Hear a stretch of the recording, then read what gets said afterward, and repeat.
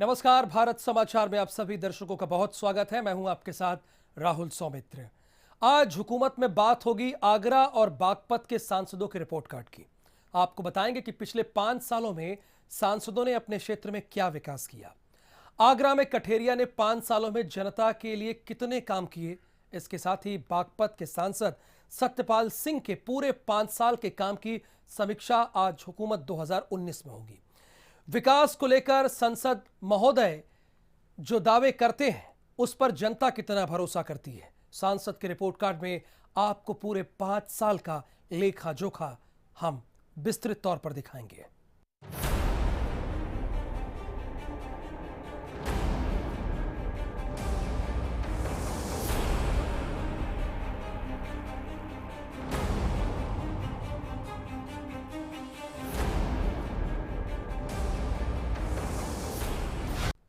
दिल्ली के नजदीक आगरा लोकसभा सीट से इस समय बीजेपी के रामशंकर कठेरिया सांसद हैं। आज सांसद के रिपोर्ट कार्ड में रामशंकर कठेरिया के काम की पूरी पड़ताल होगी। जनता बताएगी कि कठेरिया ने कितना काम किया है और वो कौन से काम थे जो कठेरिया नहीं कर पाए और उन्हें आगरा के बजाय इटावा शिफ्ट कर दिया गया। आगरा लोकसभा सीट पर पिछली 2 बार से बीजेपी का कब्जा है और रामशंकर कठेरिया आगरा से सांसद हैं। इस बार सांसद रामशंकर कठेरिया का बीजेपी ने टिकट काट दिया है। भारत समाचार की टीम ने आगरा में सांसद का रिपोर्ट कार्ड तैयार किया है, जिसमें जनता ने सांसद के बारे में अपनी राय दी। जनता की बात बाद में करेंगे, लेकिन सबसे पहले आइए जानते हैं सांसद रामशंकर कठेरिया विकास को लेकर क्या दावे कर रहे हैं। गांव में, गली में किसान को, गरीब को, महिलाओं को जो सम्मान दिया है, तो निश्चित रूप से विकास, सुशासन और राष्ट्रवाद, ये 3 मुद्दे जो है महत्वपूर्ण हैं और इन 3 मुद्दों के आधार पर भारतीय जनता पार्टी चुनाव भी लड़ेगी। सांसद ने तो विकास को लेकर कई बड़े-बड़े दावे किए हैं, लेकिन शायद सांसद के दावों पर जनता के साथ साथ भारतीय जनता पार्टी ने भी सांसद के दावों पर यकीन नहीं किया, इसलिए सांसद का इस बार टिकट काट दिया है। आइए अब आपको सुनवाते हैं आगरा के लोग सांसद के बारे में क्या राय देते हैं। इन 5 सालों में अगर बदलाव की बात करेंगे तो बदलाव तो बहुत आए हैं, मगर वो बदलाव दिख भी नहीं रहे हैं, है ना। कुछ चीजों में दिख रहे हैं जो बड़ी बड़ी चीजें हैं, बट जो नॉर्मल इंसान है उनके लिए कुछ बदलाव नहीं है।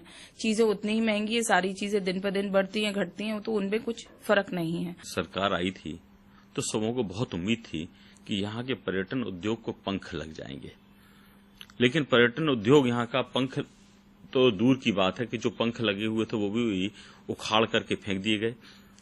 ताजमहल जो विश्व प्रसिद्ध मॉन्यूमेंट है उसे एक धर्म विषय से जोड़ करके एक अखाड़ा बना दिया गया। आगरा को जो उनसे उम्मीदें थी उस पर वो बिल्कुल भी खरे नहीं उतरे। आगरा की सबसे बड़ी उम्मीद हमारी थी कि आगरा में इंटरनेशनल एयरपोर्ट बने, यहाँ हमारा बैराज बने यमुना पर, और खंडपीठ की स्थापना हो, हाईकोर्ट खंडपीठ की, जिसके लिए वकील यहाँ हमेशा से प्रयासरत रहे हैं। तो उन तीनों में से कोई भी उम्मीद पूरी नहीं हुई। आगरा विश्व विख्यात पर्यटन नगरी है, इसलिए यहाँ के व्यापारी लंबे समय से अंतर्राष्ट्रीय हवाई अड्डे की मांग कर रहे हैं, जो पूरी नहीं हो पाई है। 2014 में जो मोदी जी आए वो बड़ा जबरदस्त तरीके से उन्होंने अपना प्रचार किया, डेवलपमेंट की बात कर रहा है और आगरा के अंदर कह रहा है कि साहब एक अंतर्राष्ट्रीय शहर होके इसमें अंतर्राष्ट्रीय हवाई अड्डा नहीं है। मैंने विश्वास करके इनको 92 के बाद पहली बार वोट करा, मगर साहब मैं बता रहा हूं कि साहब हाथी के खाने के दांत और दिखाने की ओर एक नया पैसा। सर आगरा आज भी वही है जो 2014 के अंदर जो जितनी बातें कर गए थे। हर आदमी आता है, हमारे दुखती नब्ज पर हाथ रखता है और हमें एक जख्म दे करके चला जाता है। मुझे अच्छी तरह याद है, कई सभाओं में कहा गया कि साहब आगरा एक टूरिस्ट हब है, ताजमहल है, इतनी बड़ी जगह है, क्या इसको एक इंटरनेशनल एयरपोर्ट मिलना चाहिए कि नहीं मिलना चाहिए। हम आज तक देख रहे हैं इंटरनेशनल तो छोड़िए, डोमेस्टिक भी एयरपोर्ट के लाले पड़े हुए हैं। वो कहाँ हैं जितनी बातें की गई। दुर्भाग्य की बात है कि ये 5 साल पूरे लगभग होने को आए, लेकिन उनमें से आधी से ज्यादा चीजें अभी बाकी हैं। शहर अभी भी प्रधानमंत्री जी की तरफ देख ही रहा है कि उन चीजों पर कुछ हो, कुछ एक में 2-1 कदम आगे बढ़े भी, लेकिन वो चीजें अपना मूर्त रूप नहीं ले पाई हैं अभी तक। आगरा के वकील कई दशकों से हाईकोर्ट की बेंच बनाने की मांग कर रहे थे और उनको मोदी सरकार से उम्मीदें भी थीं, लेकिन सांसद ने वकीलों की भी मांग पूरी नहीं की। इसके अलावा छात्र भी सांसद से नाराज हैं। उच्च न्यायालय जो है, जो काफी समय से पेंडिंग पड़ा है, वो अगर 2019 में सरकार बनती है तो हमारी आशा है कि शायद अब की बार सरकार बनने से उच्च न्यायालय की एक पीठ जो है वो आगरे के अंदर भी आ सके। आगरा में सबसे ज्यादा मायने रखता है तो वो क्लीनलीनेस, क्योंकि बहुत गंदा रहता है, जगह जगह पर कचड़े रहते हैं। हाँ, काम किया गया पहले 1 साल के अंदर, बहुत चीजें चेंज हुए हैं, लेकिन उससे कहीं ज्यादा चेंज करने की जरूरत है हमारे आगरा में। वर्ल्ड हेरिटेज होने के बाद भी, यहाँ पर ताज होने के बाद भी इतनी सिक्योरिटी नहीं है, इतनी क्लीनलीनेस नहीं है। जिस टाइप के रोड्स होने चाहिए, जिस टाइप का मतलब एटमॉस्फेयर होना चाहिए, वैसा यहाँ पर फैसिलिटेड नहीं है। इसलिए जॉब के लिए फॉर्म निकाले जा रहे हैं, फॉर्म फिल किए जा रहे हैं, अधिकतर बच्चे इतने, और वो जॉब कैंसिल कर दी जा रही है। तो इसलिए जॉब पर बच्चों के लिए काम किया जाना चाहिए, क्योंकि हम जैसे उम्र के बच्चे बहुत घूम रहे हैं जॉब के लिए। सांसद के दावे और जनता का दर्द आपने सुन लिया, और अब आइए जानते हैं कि विपक्ष और आगरा के वरिष्ठ पत्रकार सांसद कठेरिया के बारे में क्या फीडबैक देते हैं। आगरा में सबसे बड़ा मुद्दा है, विकास का मुद्दा है। आप ये देखिए कि किसान मर रहा है, किसानों को कोई सुविधा नहीं हुई, पानी की आज तक कोई व्यवस्था नहीं हो पाई, इंटरनेशनली हवाई अड्डा यहाँ बन नहीं पाया, केवल घोषणाएं रह गई।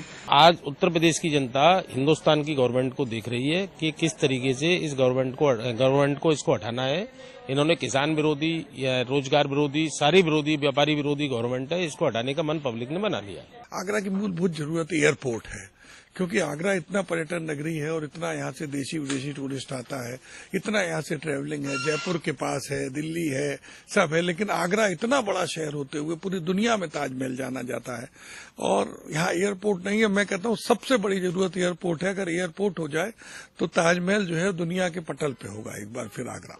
पिछले 10 सालों पर इस सीट पर भारतीय जनता पार्टी का कब्जा है, लेकिन सुविधाओं के नाम पर शहर में कोई भी इजाफा नहीं हुआ है। ऐसे में लोगों को एक बार फिर उम्मीद है कि 2019 में उनकी ओर से चुना जाने वाला जनप्रतिनिधि उनकी उम्मीदों पर खरा उतरेगा। अनुपम पांडे, आगरा, भारत समाचार। आगरा के सांसद रामशंकर कठेरिया के रिपोर्ट कार्ड में अभी तक आपने सांसद के दावों और शहर के लोगों की राय जानी। एक गांव को सांसद ने गोद लिया था, अब उसकी भी पड़ताल कर लेते हैं।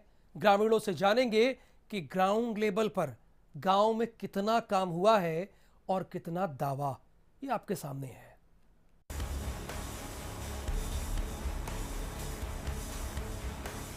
आपको उस गांव ले चलते हैं जिसको सांसद रामशंकर कठेरिया ने गोद लिया था।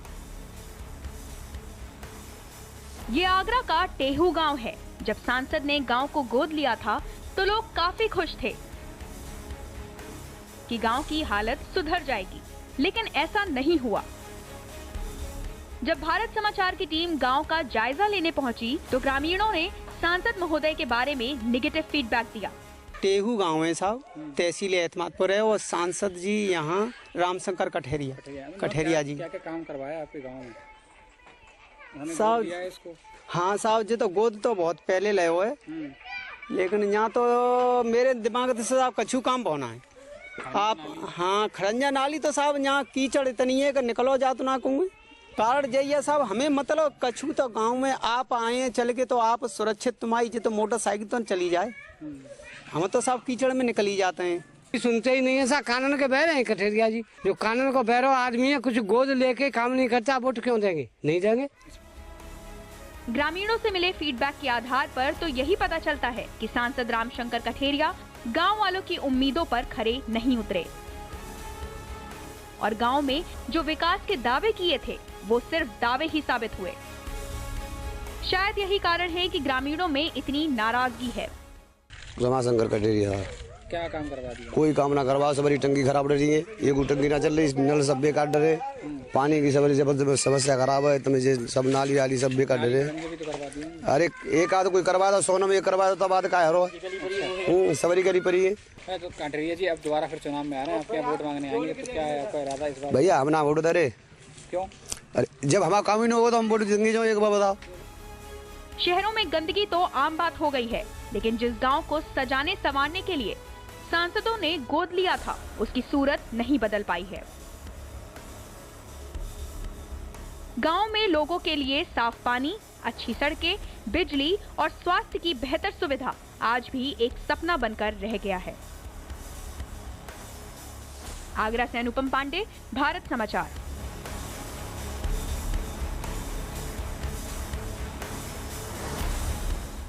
वैसे तो हर जगह मुद्दों के आधार पर ही चुनाव होता है, लेकिन उत्तर प्रदेश में जातीय समीकरण भी चुनाव पर बहुत गहरा असर डालते हैं। तो आइए जानते हैं कैसा है आगरा का जातीय समीकरण, कैसे रहे थे 2014 के चुनाव के नतीजे। आगरा में वैसे तो हर जाति के लोग काफी संख्या में रहते हैं, लेकिन दलितों की संख्या काफी ज्यादा होने के कारण इसे दलितों की राजधानी तक कहा जाता है। आइए जानते हैं क्या कहता है आगरा का जातीय समीकरण। 37% दलित वोटर, 1.25 लाख वाल्मीक, 2.25 लाख कोली, 1 लाख दिवाकर, 1 लाख खटीक, 80,000 जाट, 2.25 लाख बघेल, 50,000 पंजाबी सिंधी, 1 लाख कुशवाहा, 1 लाख यादव, 4 लाख वैश्य, 1.5 लाख ब्राह्मण, 2.25 लाख ठाकुर, 2.5 लाख मुस्लिम। आगरा लोकसभा सीट पर 1999 और 2004 में समाजवादी पार्टी से राज बब्बर ने चुनाव जीता था। 2009 से अभी तक बीजेपी से रामशंकर कठेरिया सांसद हैं। एक नजर डालते हैं 2014 के लोकसभा चुनाव पर। बीजेपी को भारी बहुमत से जीत मिली। रामशंकर कठेरिया आगरा के सांसद बने। 2014 में कुल 59% मतदान हुआ। बीजेपी को 5,83,716 वोट मिले। बीएसपी को 2,83,453 वोट मिले। एसपी को 1,34,708 वोट मिले। वहीं कांग्रेस को 34,834 वोट मिले थे। आगरा में 18 लाख से अधिक वोटर हैं। 10 लाख पुरुष वोटर हैं, 8 लाख महिला वोटर हैं। रामशंकर कठेरिया ने 16वीं लोकसभा में कुल 32 बहस में हिस्सा लिया। इस दौरान उन्होंने 31 सवाल पूछे। सरकार की ओर से उन्होंने 2 बिल पेश किए। अनुसूचित जाति आयोग के राष्ट्रीय अध्यक्ष होने के अलावा कठेरिया सांसद की कमेटियों के सदस्य भी हैं। सांसद निधि के तहत मिलने वाले 25 करोड़ रुपए के फंड में से उन्होंने कुल 97.65% रकम खर्च की है। आगरा में जब भी लोकसभा के चुनाव आते हैं तो शहर के कुछ ऐसे मुद्दे हैं जो हर बार उछलते हैं लेकिन पूरे नहीं हो पाते हैं। अंतर्राष्ट्रीय एयरपोर्ट बनाने की मांग, हाईकोर्ट की नई बेंच बनाने की मांग, अंतर्राष्ट्रीय स्टेडियम की मांग, साफ पेयजल का मुद्दा प्रमुख, शहर में गंदगी दूर करने का मुद्दा। सांसद रामशंकर कठेरिया ने बीते 10 सालों में कई फ्लाईओवर और विकास के काम करवाने का दावा किया है। एक बार फिर से आगरा में लोकसभा चुनाव है। बीजेपी ने कठेरिया को टिकट तो नहीं दिया है, लेकिन कठेरिया के काम पर वोट तो जरूर मांगे जाएंगे। अब देखना है कि इस बार आगरा की आवाम किसको अपना प्रतिनिधि चुनकर लोकसभा भेजेगी। आगरा से अनुपम पांडे, भारत समाचार। वक्त यहां पर एक छोटे से ब्रेक का है। ब्रेक के बाद भी हुकूमत 2019 जारी है।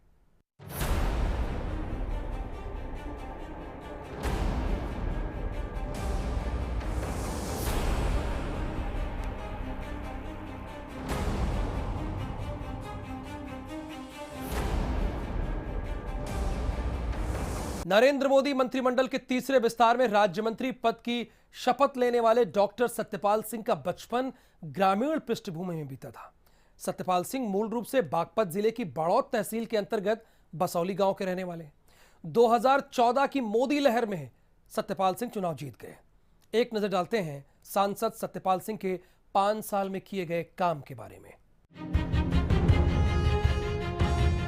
2014 में उत्तर प्रदेश में चली भारतीय जनता पार्टी की लहर का असर बागपत में भी देखने को मिला था। मोदी लहर में सवार सत्यपाल सिंह बागपत लोकसभा सीट से सांसद चुने गए थे।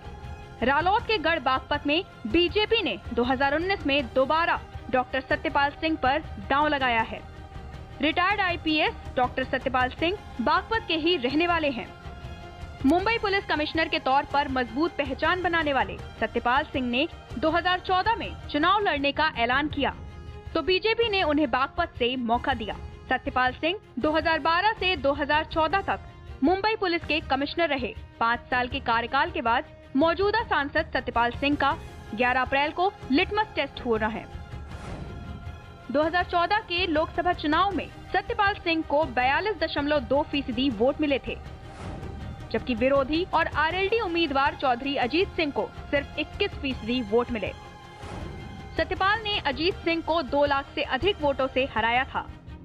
सत्यपाल सिंह ने सिर्फ चुनाव ही नहीं जीता, बल्कि आरएलडी का सबसे मजबूत किला भी ढहाया। 2019 में भी सत्यपाल सिंह बागपत से ताल ठोक रहे हैं। सांसद तो ऐसा आया है अब के आज तक किसी ने नहीं किया। हमारी उम्र इतनी बड़ी हो ली, 80 साल के करीब। अब जो तरक्की बागपत में इस भाजपा ने इस योजना में करी है, अब से पहले नहीं कभी हुई। स्कूल भी, अस्पताल भी, और ये रेल की सड़क दोहरा कर दवा दी है। डॉक्टर सत्यपाल ने काम सही करे, बहुत सही करे हैं। सांसद सत्यपाल सिंह के रिपोर्ट कार्ड की बात करें तो एडीआर की रिपोर्ट के मुताबिक सत्यपाल सिंह के पास 6 करोड़ से अधिक की संपत्ति है। मौजूदा लोकसभा में कुल 99 बहस में हिस्सा लिया। इस दौरान उन्होंने 23 सवाल पूछे। सरकार की तरफ से कुल 4 बिल पेश किए, जबकि 3 प्राइवेट मेंबर बिल भी पेश किए। सांसद निधि के तहत मिलने वाले 25 करोड़ रुपए के फंड में से उन्होंने कुल 79% रकम खर्च किए। बीते 4 साल में कई बार केंद्रीय मंत्री सत्यपाल सिंह अपने बयानों के कारण चर्चा में रहे हैं। डॉल्फिन नीति से जुड़े उनके बयान ने काफी चर्चा बटोरी थी। ऐसे में उनके बयान और काम 2019 में कितना काम आते हैं, ये देखने वाली बात होगी। बागपत के कहे जाने डॉक्टर सत्यपाल जनता अभी भी विश्वास कर रही है, क्योंकि उन्होंने बागपत को हाईवे जैसी, एक्सप्रेसवे जैसी सौगात दिलाई है। विद्यालय और यहाँ की जो तरक्की से कोसों दूर था बागपत, आज वो कहीं ना कहीं तरक्की की राह पर है। अब बागपत की जनता के हाथ में कि आखिर गठबंधन के साथ जाएगी या बीजेपी के फिर दोबारा से ये सीट खड़ी करेगी, ये वक्त बताएगा। कैमरा सहयोगी रोहन चौधरी के साथ देवेंद्र चौहान, भारत समाचार, बागपत। बागपत लोकसभा सीट से सांसद सत्यपाल सिंह के रिपोर्ट कार्ड के बाद बात करते हैं सांसद के गोद लिए गांव की। जी हां, सांसद आदर्श ग्राम योजना के तहत सत्यपाल सिंह चौगामा क्षेत्र के पलड़ी गांव को गोद लिया था। 5 साल बाद गोद लिए गांव में कितना विकास हुआ और पलड़ी गांव कितना बदला, गांव के लोग सांसद के विकास कार्य से कितना खुश हैं, इसका जायजा लिया है भारत समाचार के संवाददाता ने। हमारी ये एक्सक्लूसिव रिपोर्ट आप देख लीजिए। नमस्कार दोस्तों, मैं देवेंद्र चौहान आज बागपत के पलड़ी गांव में पहुंचे हैं, जो बागपत के सांसद डॉक्टर सत्यपाल ने गोद लिया था और आदर्श गांव के रूप में इसका नाम पड़ा। और इसकी मूलभूत सुविधाएं 5 साल में डॉक्टर सत्यपाल ने क्या क्या विकास कार्य किए, जो मूलभूत आवश्यकता इस गांव की थी, तो जानेंगे कि यहाँ के लोगों से क्या क्या उन्होंने कार्य किए हैं और वो बागपत के सांसद से कितना संतुष्ट हैं और बीजेपी को कितना तवज्जो देंगे। 2019 की हुकूमत के लिए बीजेपी के मौजूदा सांसद सत्यपाल सिंह की किस्मत दांव पर है। लोकसभा चुनाव के संग्राम में जहां का विकास का मुद्दा गूंज रहा है, तो वहीं सांसदों के किए गए काम जनता के बीच वोट का प्रतिशत तय कर रहे हैं। बात चाहे लोकसभा क्षेत्र की हो या सांसद के गोद लिए गए गांव की, हिसाब किताब सबका हो रहा है। बागपत के सांसद और डॉक्टर सत्यपाल सिंह ने भी सांसद आदर्श ग्राम योजना के तहत चौगामा क्षेत्र के पलड़ी गांव को गोद लिया था, जहां 2019 में विकास के मुद्दे पर वोट होना है। 5 साल हो गया, अब तक तो कोई विकास नहीं हुआ। न कोई टंकी का पानी की सुविधा है, न नलके की सुविधा करी, न कोई आम रास्तों की सुविधा, यहाँ पे कोई सुविधा नहीं हुई। हमारा गांव डॉक्टर सत्यपाल सिंह सांसद जी ने गोद किया था और हमें बहुत सपने दिखाए कि आपके गांव को पेरिस बना दिया जाएगा। 5 साल में 3 बार आए, अब 8 दिन पहले आए थे, नु कह गए कि भाई मेरी गोदी में कदलो बैठे रहोगे। ग्रामीणों के मुताबिक गांव में जहां बैंक शाखा, सड़कें, बिजली व्यवस्थाएं कुछ हद तक ठीक कराई हैं। कुछ लोग सांसद के विकास कार्य से खुश हैं, लेकिन कुछ लोग पानी के मुद्दे पर सांसद सत्यपाल सिंह के काम से नाराज हैं। गांव आधारभूत विकास को अभी भी तरस रहा है। विकास तो बहुत हुआ, लेकिन कुछ गांव की राजनीति उस विकास को प्रभावित कर रही है।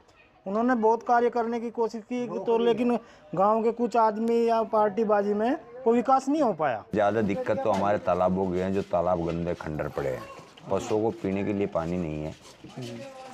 ये समस्या अगर हमारी सॉल्व हो जाती तो सभी ग्रामवासियों को अपने पशु को पानी पिलाने के लिए दिक्कत नहीं होती। गांव में कुछ लोगों की नाराजगी सांसद से तो है, लेकिन सरकार के पक्ष में हवा बह रही है। लोगों का कहना है कि सांसद जी ने जो वादे उनसे किए थे वो पूरे नहीं कर पाए। पलड़ी गांव में पेयजल, जल निकासी, तालाबों की गंदगी और सरकारी अस्पताल पर सालों से लटका ताला अभी भी गांव की बड़ी समस्या है। आपका गांव पलड़ी है जी हाँ। ये किसने गोद लिया था? सतपाल ने जी। अच्छा, क्या कुछ विकास कार्य कराए गांव में? नहीं, हमें तो जी कुछ नहीं नजर आ रहा है यहाँ से क्या करवाया। तस्वीर साफ है, विकास के मुद्दे पर गांव अभी भी पिछड़ा है। भले ही लोग सांसद सत्यपाल सिंह के विरोध में हो, लेकिन 2019 में फिर से मोदी सरकार को वोट करने का दावा कर रहे हैं। आखिर आदर्श गांव की मूलभूत समस्याओं से जूझ रहे ग्रामीणों ने साफ दर्शा दिया कि डॉक्टर सत्यपाल ने गांव में कोई विकास नहीं करा, लेकिन इसके बावजूद भी ज़्यादातर गांव के लोग फिर भी बीजेपी को और डॉक्टर सत्यपाल को विकास पुरुष के नाम से कहते हैं और कहीं ना कहीं बागपत के जो तरक्की है उसमें सबसे बड़ा उनका योगदान बता रहे हैं। कैमरा से रोहन चौधरी के साथ देवेंद्र चौहान, भारत समाचार, बागपत।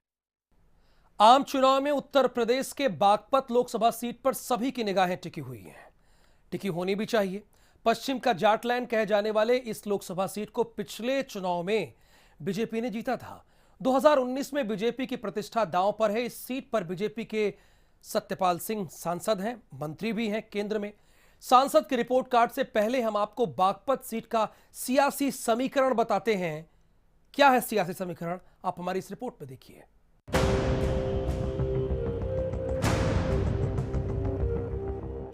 पश्चिमी उत्तर प्रदेश का सियासी गढ़ और जाटलैंड माने जाने वाली लोकसभा सीट बागपत में इस बार भी पूरे देश की नजरें हैं। देश के पूर्व प्रधानमंत्री चौधरी चरण सिंह यहां से ही सांसद रह चुके हैं और उसके बाद उनके बेटे अजीत सिंह ने यहां पर कई बार चुनाव जीता। लेकिन 2014 में चली मोदी लहर के दम पर भारतीय जनता पार्टी ने यहां परचम लहराया और मुंबई पुलिस के कमिश्नर रह चुके सत्यपाल सिंह सांसद चुने गए, जबकि अजीत सिंह इस सीट पर तीसरे नंबर पर रहे थे। एक बार फिर बागपत में लोकसभा चुनाव हैं, ऐसे में सभी सियासी दलों की नजर इस सीट पर है। जयंत चौधरी एक नेता हैं और यहाँ गरीब, मजदूर, किसान यहाँ का उनके साथ है। वे सभी तबके जो चौधरी चरण सिंह के साथ रहा करते थे वो सारे तबके साथ आगे हैं और उम्मीद है कि सबका सहयोग, सबका समर्थन जयंत चौधरी को मिलेगा। बागपत लोकसभा सीट पर 11 अप्रैल को पहले चरण में चुनाव होने हैं। बागपत सीट 1967 में अस्तित्व में आई। पहले चुनाव में यहां जनसंघ और दूसरे चुनाव में कांग्रेस ने जीत दर्ज की, लेकिन इमरजेंसी के बाद 1977 में हुए चुनाव से बागपत की राजनीति पूरी तरह से बदल गई। पूर्व प्रधानमंत्री चौधरी चरण सिंह यहां से लगातार 3 बार चुनाव जीते। उनके बाद आज के हुकूमत 2019 के एपिसोड में फिलहाल के लिए इतना ही। मुझे दीजिए अनुमति। नमस्कार।